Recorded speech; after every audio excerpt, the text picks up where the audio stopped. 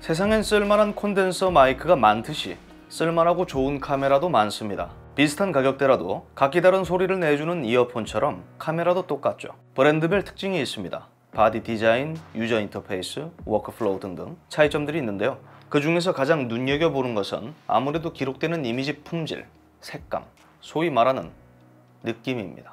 느낌. 기술의 발전으로 오래전에 비해 분명 그 느낌의 차이는 크게 좁혀졌습니다. 하지만 어디까지나 좁혀졌을 뿐 아직도 많이 남아있어요. 제 첫 카메라 브랜드는 코닥이었습니다. 당시 화사하고 진득한 색감이 아주 일품이었죠. 지금은 갔어요. 코닥. 저는 지금까지 꽤나 다양한 브랜드의 카메라를 사용해 영상을 만들어 왔습니다. 그중 5년이 넘는 시간 동안 가장 많이 사용했던 카메라 브랜드는 파나소닉의 루믹스입니다. 5년. 그리 길지도 짧지도 않은 애매한 시간이긴 해요. 그런데 노트북과 스마트폰을 2년마다 바꿨던 제 성격상 그간 카메라 브랜드 이동이 없었다는 것은 그만큼 루믹스에 대한 만족도가 높았다는 것을 뜻하기도 합니다. 현재 여러분이 보고 계시는 제 유튜브 채널, 여기 업로드된 모든 영상들은 약 90% 이상이 파나소닉 루믹스 시리즈로 제작됐습니다. 지금 이 영상도 마찬가지고요. 현재 제가 사용 중인 카메라는 GH5S, S1, S1H입니다. 하나는 마이크로 포 서드고 나머지 둘은 2019년도에 출시됐던 파나소닉의 풀프레임 카메라입니다. 개인적으로 가장 애착을 갖고 있는 카메라는 GH5S와 S1H입니다. 둘 다 듀얼 네이티브 ISO 기능을 지원해 빛이 부족한 환경, 고감도 촬영에 매우 유리한 바디들이에요.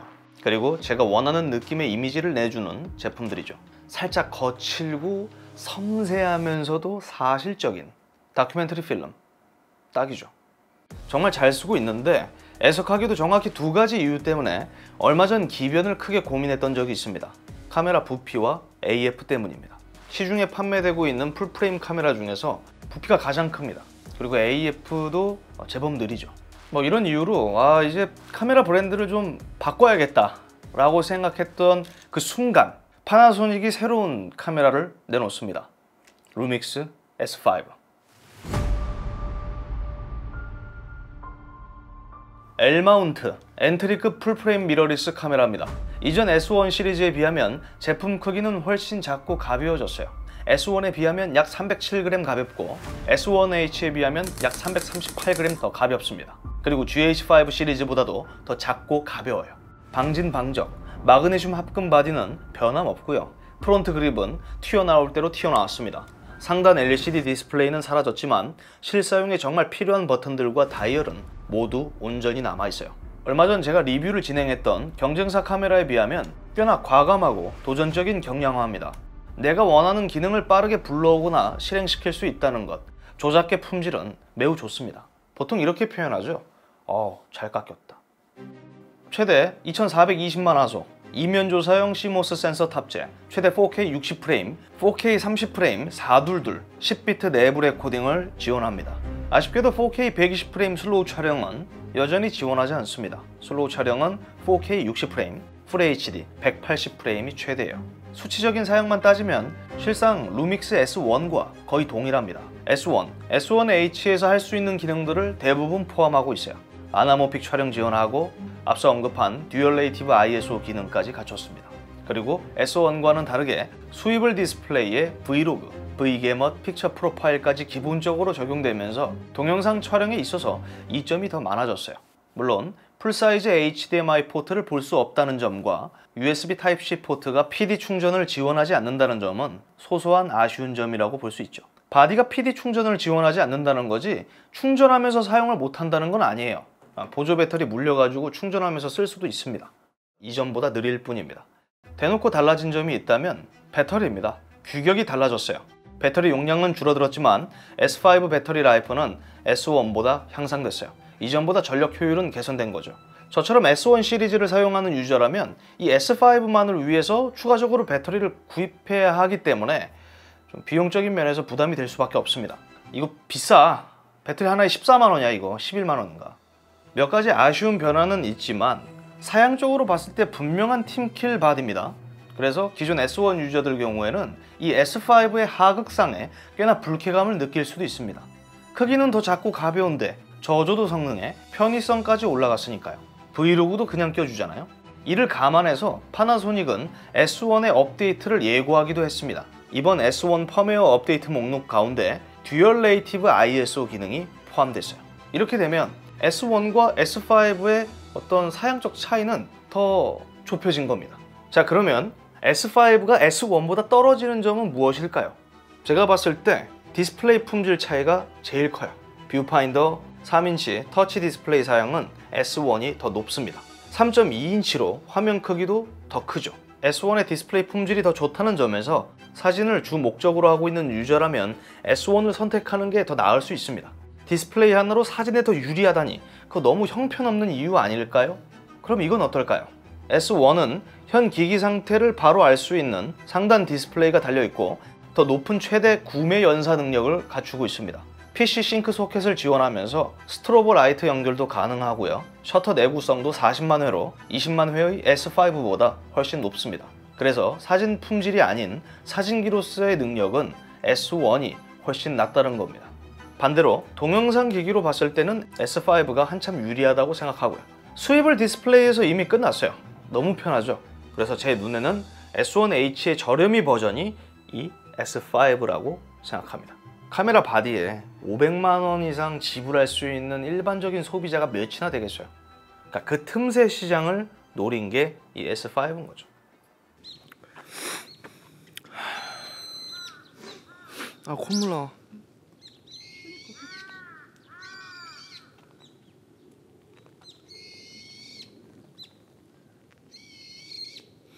이것도 되게 접사 좋다. 루믹스는 이전부터 강력한 IS, 손떨림 보정 기능이 강점이었습니다. 이번에는 최대 6.5 스톱의 듀얼 IS2 기능을 지원합니다. 최대 7 스톱이었던 S1 시리즈에 비하면 성능은 살짝 낮아졌지만 체감폭은 그리 크지 않습니다. 추가적으로 전자식 보정까지 지원하기 때문에 퍼포먼스는 아주 좋습니다. 물론 GH5를 처음 다뤘을 때만큼 놀랍지는 않아요.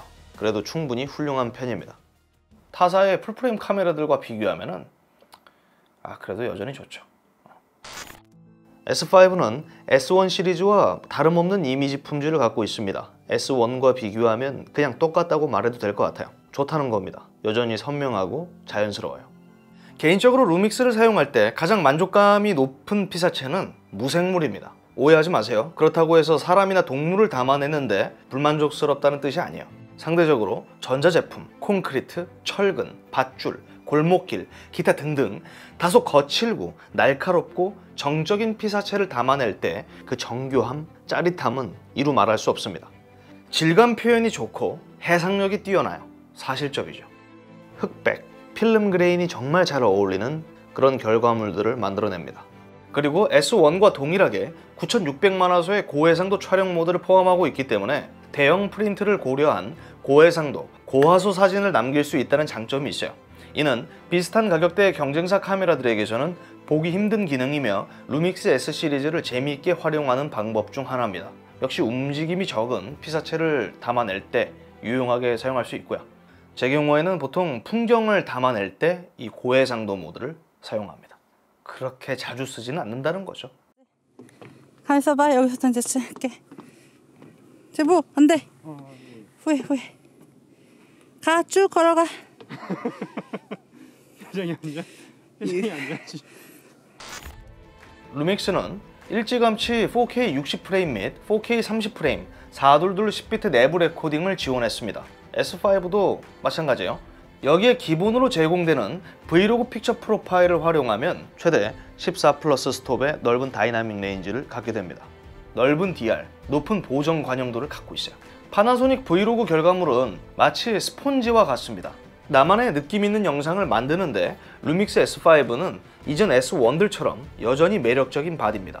크롭 비율도 똑같습니다. 4K 60프레임과 FHD 180프레임에서는 동일하게 APS-C 타입 크기로 크롭됩니다. 다양한 레코딩 포맷을 지원하고 그에 따른 부가 기능들은 부족함을 느끼기 어렵습니다. 비록 S1 대비 4K 10비트, 4K 60프레임 레코딩 경우 30분의 녹화 제한은 생겼지만 오버히팅으로 인한 성능 저하는 없습니다. 그리고 4K 30프레임 8비트는 여전히 무제한 녹화가 가능해요. 지금이야 이런 기능을 갖춘 바디들이 많이 출시되면서 소비자 선택 폭이 넓어지긴 했습니다. 그러나 루믹스는 여전히 자신만의 느낌을 확고하게 갖고 있고 상대적으로 더 낮은 금액대의 가격에서 이러한 기능들을 모두 수행할 수 있다는 것, 가격대 성능비는 확실히 뛰어납니다. 102,800. 배터리 한 칸. 퇴근할 시간이 다가왔어요. 사진, 동영상 두 가지 항목 모두 고감도 촬영에서도 안정적인 이미지를 남겨줍니다. 듀얼 네이티브 ISO 덕분이요. 이미지 디테일을 크게 뭉개지 않고 노이즈를 억제하는 그런 기술입니다. 이전 GH5S에서도 만나볼 수 있던 기능이에요. 브이로그 픽처 프로파일 세팅에서 ISO 4000을 넘어가는 순간 바로 적용됩니다. 서서히 노이즈가 끼다가 4000을 넘어가는 순간 깨끗해지는 거죠. 일반 픽처 프로파일들은 640, 시네 라이크는 1250부터 시작됩니다. 체감폭은 상당히 커요. S1H와의 차이점이 있다면 S5는 해당 기능을 수동으로 제어할 수 없다는 점이고 시작점도 더 높습니다. S1H는 브이로그, ISO 2000부터 적용시킬 수 있어요. 아까 전엔 S1 유저들이 화가 났다면 이번엔 S1H 유저들이 화를 낼 차례입니다. 고감도 촬영에서 큰 차이 없어요. 자, 그러면 루믹스 S5의 단점은 뭘까요? AF, 오토 포커스. 똑같은 DFT 방식입니다. 콘트라스트 검출 방식의 진화형이라고 보면 되는데요. 공간을 인식하고 피사체의 거리를 산출, 예측해서 초점을 맞추는 기술입니다. AF 포인트는 225개로 S1과 동일해요. 길게 설명하지 않겠습니다. S5의 AF 성능은 지금껏 파나소닉이 내놨던 루믹스 시리즈 중 가장 영리하고 가장 정확합니다. 속도도 그만큼 빠르고요. 여전히 AI 딥러닝 기술을 활용하고 있고 사람 머리 인식 기능이 추가되면서 훨씬 정확해졌어요. 그러나 여전히 신뢰할 수 있는 AF라고 말하기는 어렵습니다. 아직도 부족함이 있어요. 파나소닉 카메라는 다 좋은데 이 AF가 늘 아픈 손가락이었습니다. 대비 구분이 적은 환경에서는 이 친구가 좀 많이 힘들어하기 때문에 위상차 AF를 사용하는 카메라들 대비 상대적으로 불편한 감은 있습니다. 대부분의 기변을 고민하는 이유가 이것 때문이에요. 그러니까 루믹스 카메라는 진짜 딱 이제 AF만 집중하면 돼요. 그것만 딱 갖춰주면은 끝나요, 진짜. 제가 봤을 때.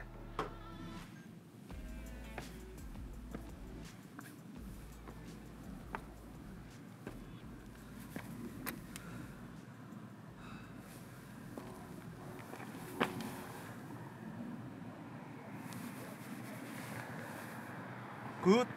AF 굿.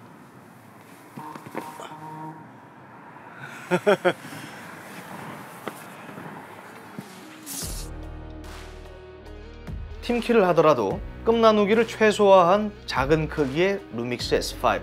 기존 루믹스 S 시리즈의 장점들을 적당히 섞어 놓은 카메라.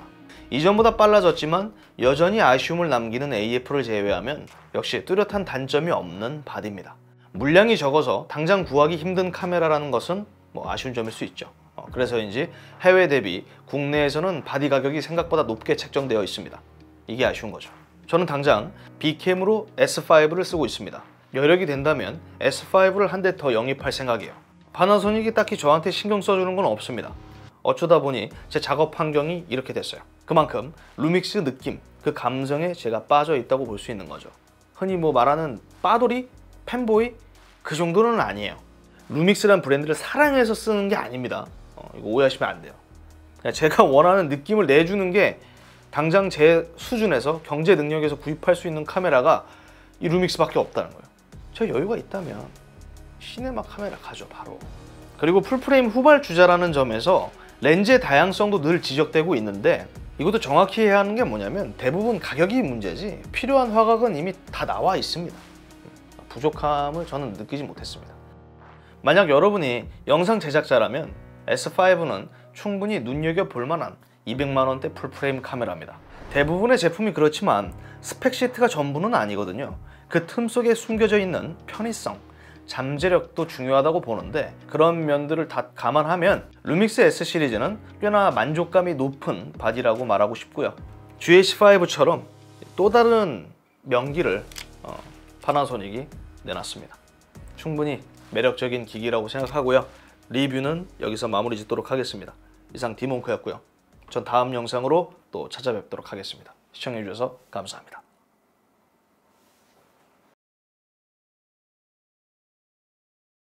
나는 시네마 카메라로 넘어갈 거야. 이제 풀프레임은 루믹스로 끝. 풀프레임은 난 루믹스로 끝. 물론 S1H2 막 이런 게 나오면 마크2 이러면 뭐 갖고는 있겠지, 쓰겠지. 근데 어쨌든 풀프레임 카메라는 난 루믹스로 끝나고 시네마 카메라 쪽으로 이제 봐야죠. 완벽한 시네마 카메라.